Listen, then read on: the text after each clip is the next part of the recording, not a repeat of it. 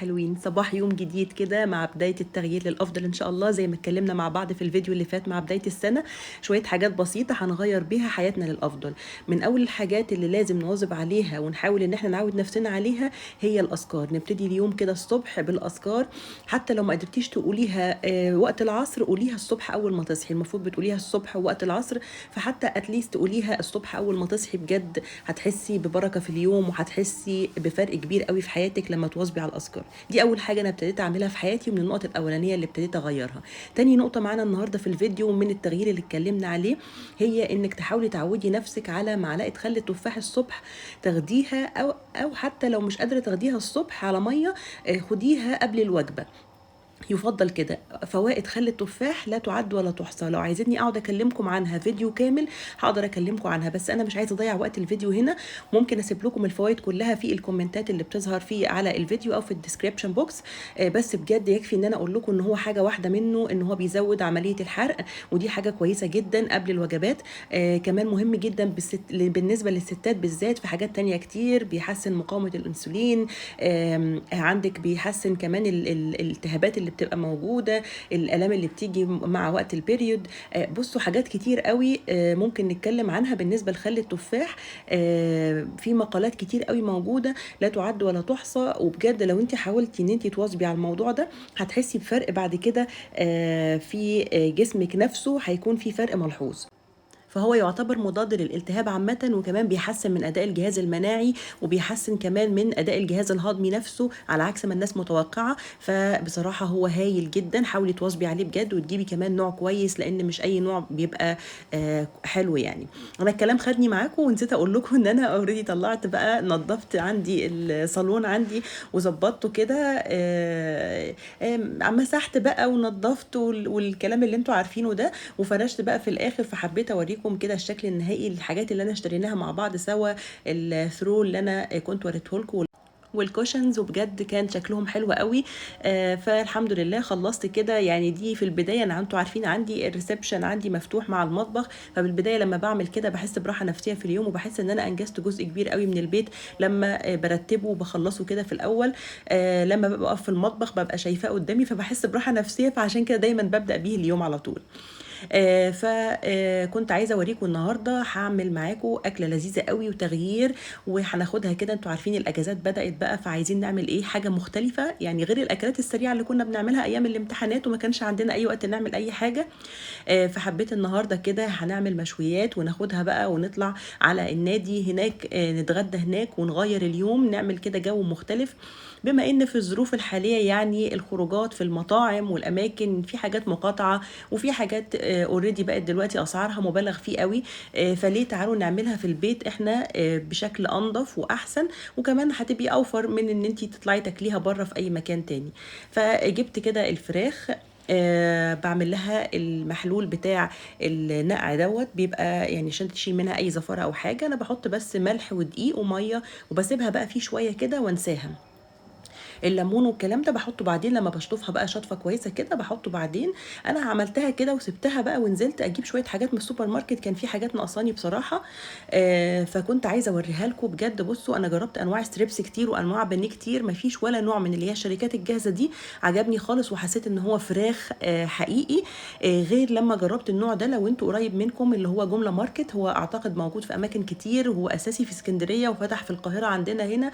برضو له كذا فرع هنا. فبجد هي الحاجه الوحيده اللي قدرت اجربها عنده هو الاستريبس، وحسيت ان هو فراخ فعلا. لقيت جوه قطع الفراخ مش مجرد عجينه كده وخلاص، لان ما انصحكوش بصراحه. وانا جربت اطياب وجربت كوكي وجربت مش فاكره ايه تاني، في انواع تانية كتير بصراحه لاني مقطعاها بقالي فتره لانها مش فراخ. ولا نوع منها عجبني وكان كويس.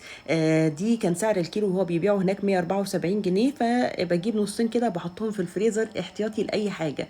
عندهم برضو الجبنه الرومي حلوه قوي، بس الرومي القديمه، حاولي تجيبي الرومي القديمه لان الوسط مش حلوه.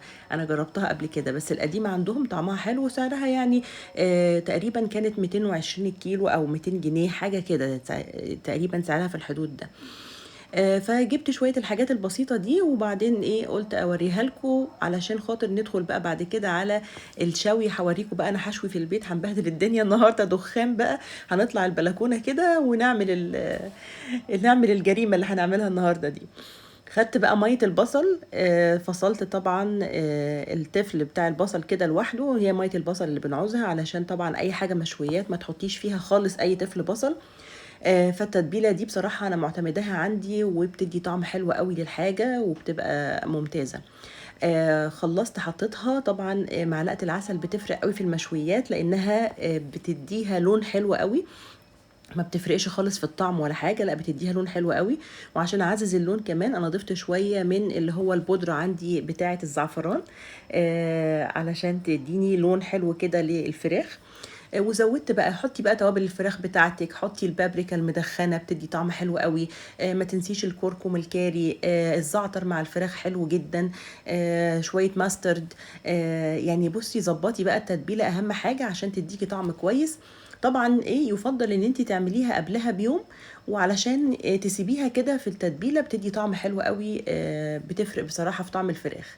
لو أنتِ مستعجلة خلاص طلّعيها حطّيها ساعتين وطلّعيها اشويها برضه إيه، يعني مش هتحسّي إن شاء الله بفرق كبير يعني. أنا باخدها بقى الفراخ باخدها أتبّلها كويس أوي واحطّها في الكيس محكم الغلق كده، وبادخّلها التلاجة ما باسيبهاش برّه، بادخّلها التلاجة لو أنا هاستعملها طبعًا إيه، تاني يوم أو في نفس اليوم. لكن طبعًا تقدري تفرّزيها بقى وتحطّيها لو أنتِ مستعجلة بعد كده، تطلّعيها من الفريزر تفُك وتستعمليها على طول. بُصّوا هنا أنا كانت عندي already الفراخ دي في الفريزر وطلّعتها. دي بتبقى فراخ صغيرة كده للشوي، لو أنتِ عايزة تجيبي فراخ للشوي، هاتي الفراخ الصغيرة ما بتاخدش وقت خالص وبيطلع طعمها أحلى كتير. فجرّبوا بجد دي، يعني أمّا تكوني عايزة تشوي هاتي الفراخ الصغيرة دي. بُصّوا هناخدها بقى هنشرّحها بمعنى الكلمة مش هنسيب حتّة فيها خالص إلا لمّا هتشوفوا أنا باعمل إيه. يعني تفتحي كل الحاجات اللي عند العضم عشان تضمني السِوَى الكامل، هتقعدي تفتحي فيها كده بالسكينة وهتقعدي تشرّحي فيها، ده حقيقي مش هزار. هتقطّعي اللحم بتاعها نَفْسه بالطول وبالعرض، والحتت اللي عند العضم دي هتيجي بإيديكِ وتضغطي على السكينة كده كويس، علشان تتأكدي تسمعي الكسر بتاع العضم اللي بيحصل. لمّا تسمعي الكسر ده عشان تضمني السِوَى الكامل، ما تطلعش معاكِ حاجة لونها أحمر أو حاجة، فاهمين قصدي يعني. وطبعًا أنتِ هتشوي بقى في البيت عشان تبقي ضامنة طبعًا، مش زي الشِوَى اللي برّه طبعًا بيبقى مختلف. لو أنتِ عندِك أي شواية في البيت، أنا بصراحة حبيت أشويها على شواية فحم. فجِبت بقى طبعًا الإيه، الجريلة دي أو الشبكة بتاعتها دي اللي بنحطها فيها عشان نعرف إيه، نقلّبها بسهولة يعني. فهي دي already كانت عندي. هنرصها بقى كده كلّها. عايزة تزوّدي بقى ممكن تزوّدي شوية زيت عشان هي ما تلزقش أوي فيها، هتحطّي شوية زيت أو تدهني الشبكة دي نفسها بشوية زيت. خلاص هندهنها، هنرص بقى هُم كانوا فرختين صغيّرين، فطبعًا أنا قسّمتهم نُصّين زي ما شُفتوني كده، والحمد لله كفّت معايا بالضبط. عايزة تزوّدي بقى جنبها كفتة، تعملي شوية كفتة مشوية وتحطّيها، يا سلام يعني ما فيش مانع. فهتبقى وجبة حلوة أوي، والولاد أكيد هينبسطوا بيها كتير. زي ما بتروحوا برّه تاكلوا في أي مطعم برّه مشويات، هتبقي برضه أنتِ عملتِ لهم جو لذيذ في البيت، أو تاخدوها وتخرجوا برّه، هتغلّفيها في علب عندِك وتاخدوها وتخرجوا تطلعوا تاكلوا في مكان برّه، بجد يعني أكيد بتفرق كتير في نفسية الولاد. فبُصّوا بقى أنا طلعت على البلكونة عندي، ويعني ابتدينا بقى إيه رحلة الشوي. ولّعت الفحم طبعًا على البوتاجاز الأول وخدناه كده عشان نولّعه كلّه. بتشغّلي عليه المروحة كده، بصراحة بتنجز بسرعة بدل الإيه، الريشة لمّا بتقعدي تهوي بالريشة كده، الموضوع بياخد وقت أوي. فجرّبوا الترِكّة كده بتاعة المروحة دي، بتخلّي الفحم يعني يشتعل بسرعة، فبتنجز معاكِ في الوقت، يعني لدرجة إن هو كمان بيطلّع نار يعني نَفْسه لمّا بتشغّلي عليه المروحة كده. سِبناها، الموضوع ما خدش وقت خالص، موضوع الشوي ده موضوع بسيط جدًا، يعني هي تِلت ساعة كان الموضوع كُلّه خلص، علشان بس أنا كنت أضمن السِوَى بتاعها، لإني ساعات باقلّق شوية من السِوَى على الفحم. لكن الحمد لله طلعت مستوية وجميلة، وهاورّيها لكم إزاي بعد ما تخلص. هتحطّي بقى معاها لمّا تقرّب كده إيه، تستوي كده، هتسخّني معاها شوية عيش كده بلدي من اللي عندِك، وتحطّي شوية كفتة لو عندِك، فكده الوجبة بقت تمام. عايزة بقى تزوّدي جنبها بقى سلطة، مَيّة سلطة ده بقى إيه، حسب مزاجِك بقى، أنتِ عايزة تفنّني براحتك. تعملي شوية طحينة مثلًا تحطّيهم معاها. الرز بقى يعني انا فضلت يعني اقدم معاها اللي هو الرز البسمتي، قلت بقى عشان اعمل لهم زي ايه، زي فكرة المطاعم بالظبط. فطلعت شوية رز بسمتي وعملته كده لونه اصفر، زي اللي بيتاكل كده في المطاعم بتاعة المشويات، او اللي هي المطاعم السوري اللي بتبقى موجودة، بيعملوا وجبات كده بالرز الاصفر ده. فحبيت ان انا يعني اخليها زيها بالظبط. بصوا الحمد لله خلصت، كنت بوريكم هنا انها استوت تمام. شايفين يعني كنت بفتح كده عند العظم عشان اتاكد من السوى، الحمد لله ما لقيتش اي لون ولا اي حاجه، فاطمنت يعني انها كل حاجه مستويه. فبقول لكم لما بتجيبيها صغيره بتحسي انها لا الحمد لله النتيجه بتطلع كويسه، غير لما بتبقى الفراخ كبيره. بس لو انت بقى مش لاقيه الفراخ الصغيره دي، حاولي ان انت ايه يعني زي ما قلت لك كده تقطعي كويس قوي الفراخ، وتتاكدي تفتحي ناحيه العظم وكل حاجه عشان تعرضيها للنار فتستوي معاكي بشكل اسهل يعني. فلو انت بقى ناويه تعملي الاكله دي وتاخديها بره، هنجيب بقى شويه الايه الحاجات اللي هو الاطباق الفل والالومنيوم والحاجات دي علشان نحط فيها الحاج. انا كان عندي الحمد لله الاطباق ديت، فهاخدهم كده احطهم. بس اهم حاجه ايه تقفليها كويس قوي، يعني لو عندك ستريتش رول ده هتاخديها تلفيها، هتقفليها كويس قوي، وتبقي مطمنه تحطيها بقى في شنطه عندك وتاخدوها وتطلعوا بيها اي حته. بصراحة التغيير ده مطلوب من وقت للتاني ان احنا نعمله، فبنستغل بقى لما تيجي الاجازات بنبقى على طول عايزين نغير، نعمل كل يوم حاجة مختلفة. يا ريت تكتبوا لي تحت الافكار بتاعتكم، بتعملوا ايه في الاجازات، بتقضوها ازاي، علشان برضو نستفاد من بعض. يعني مثلا بتروحوا اماكن معينة، بتخرجوا تعملوا ايه مع الولاد، بتسافروا في مكان معين، بتقضوا الوقت ازاي. يعني احنا في الغالب ممكن ان احنا نعمل حاجة مختلفة، نروح النادي، نعمل أكلة مختلفة نعملها مع بعض، نعمل حاجة حلوة مختلف برضو. ممكن نزور القرايب، ممكن نعمل أنشطة مختلفة احنا بنحبها ما كناش عارفين نعملها في وقت الدراسة. بنسهر شوية، ممكن نعمل نتفرج على فيلم مثلا سوا. يعني قولوا لي أفكاركم بتعملوا ايه في الأجازات. طبعا لأن هي فرصة جميلة قوي ان احنا يعني الأسرة تتجمع كلها مع بعض.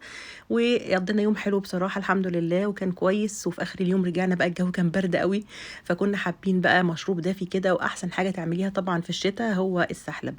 السحلب جربت انواع كتير قوي بصراحه، وما بتعجبنيش قوي طعمها، بحس انها مش طعمها مش حقيقي كده، فخلاص قررت اعمله انا في البيت. يعني نبات السحلب نفسه اسمع ان هو غالي قوي ومش موجود في مصر. لو انتوا جربتوا نوع كويس يا ريت تكتبوا لي في الكومنتات تحت برضو عشان اشوفه واجربه. لكن انا قلت ليه لا، يعني انا عندي اصلا المكونات موجوده في البيت، فقلت اعمله انا. فطبعا جبت عندي بودره جوز هند. بودره جوز الهند حلوه قوي، بتدي طعم جميل قوي للسحلب، ومش بتبان خالص انك حاطه فيه جوز هند، لان في ناس مش بتحب طعمه كده في السحلب. فانتي بلاش تحطي جوز هند مجروش او قطع، لا خليكي في جوز الهند الباودر بيبقى حلو قوي. كمان حطيت معلقتين كبار نشا عشان تدي قوام كويس، وحطيت دقيق الرز. وكمان حطيت معلقتين كبار من الكريمه، كريم شانتيه اللي هو الباودر، حطيت معلقتين كبار، وزودت كمان طبعا لبن باودر. بصوا ده كنت نوع برضو جايباه كان عندي اسمه الحمد. بصراحة ما جربتوش لسه ولا فتحته، انا قلت بس اوريهولكوا. مش عارفة حد فيكم جربه يعرف هو طعمه كويس ولا لا. لان انا قلت سبته على جنب كده، قلت هعمل انا يعني مكونات بتاعتي وابقى اجرب ده في مرة تانية لوحده واشوف طعمه ايه. انا كنت جربت حلو الشام قبل كده، وانواع تانية بقى بتبقى من عند العطارين، لكن بصراحة ما عجبنيش منها اي حاجة. انا هنا قلت اعمله في البيت عشان احط عليه المكونات اللي انا عايزاها واظبط الميكس بتاعه براحتي خالص. حطي بقى المكسرات اللي انت عايزاها، عايزه تحطي زبيب، عايزه تحطي مجموعه من المكسرات بقى سوداني، بندق، يعني بصي المكسرات المتوفره عندك حطيها. في ناس مش بتحب المكسرات فيه، فانت دي ممكن تعمليها ايه لوحدها كده اختياري، يعني تضيفي مكسرات او لا على حسب يعني ذوق اللي بيشرب ايه. هقلب بقى كله مع بعضه كده، وبحطه بقى في اي علبة عندي، وبسيبه برضو. انا لما اجي بحط يعني احط المية على النار اسخنها وادوب ده في شوية مية كده باردة، واعمله. ما بيبقاش يعني محتاج اي حاجة تانية، لان كل الاضافات انا حطيتها خلاص في الميكس ده. يعني حتى اللبن البودر انا حطيته. عايزه تزودي وانتي بتعملي، يعني انا بسخن ميه، عايزه تسخني انتي لبن وتزودي عليه ده، يعني خلاص اتس اوكي. هيطلع طعمه برضو، هتحسي ان طعمه كده ايه غني كده شويه، طعمه كريمي حلو، لان احنا كمان حاطين فيه كريم شانتيه، حاطين فيه لبن بودر كامل الدسم. كل حاجه زي ما انتوا شايفين كده اهو. حطيت الميه في ميه دافيه، وبعد كده بضيف بقى عليها المكونات اللي قلت لكم عليها دي، اللي انا عملتها في البيت، وبقلب، بفضل اقلب فيه بقى عشان اخد بالي منه. انتوا عارفين على طول هو ممكن ايه يتحرق من تحت كده، لكن تاخدي بالك منه كويس. وبصراحة يعني استمتعنا بيه جدًا، عجبني أوي في البيت، جرّبوه والله اعملوه في البيت بالمكونات اللي موجودة دي، يعني هتحسّوا لأ، هتحسّوا بفرق شوية عن اللي برّه. أحيانًا ساعات بنشتريه من برّه بيبقى طعم حتى المكسرات اللي حاطينها تحسّوا إنها مركونة وقديمة وليها طعم كده مش حلو، فمش هتعجبكم، يعني تحسّوا بطعم مش حلو في السحلب، في الغالب بيكون ده من المكسرات اللي بتبقى محطوطة أو متضافة ليه. فاعملوه في البيت هيبقى فريش وطعمه أحلى كتير. وحاجة أنتِ عاملاها بإيدِك هتبقي مبسوطة أوي بيها. بس صبّينا بقى مشروب دافي كده عشان نتدفى في برد الشتا ده، وضِفت عليه المكسرات، شوية مكسرات من فوق، وبجد كان طعمه غني جدًا وحلو جدًا. في نهاية الفيديو أتمنى يكون الفيديو عجبكم، وهاستنى منكم تعليقاتكم وكومنتاتكم إن شاء الله على الفيديو. ما تنسونيش في السبسكرايب واللايك للفيديو، وإن شاء الله هاشوفكم في فيديو جديد في حفظ الله.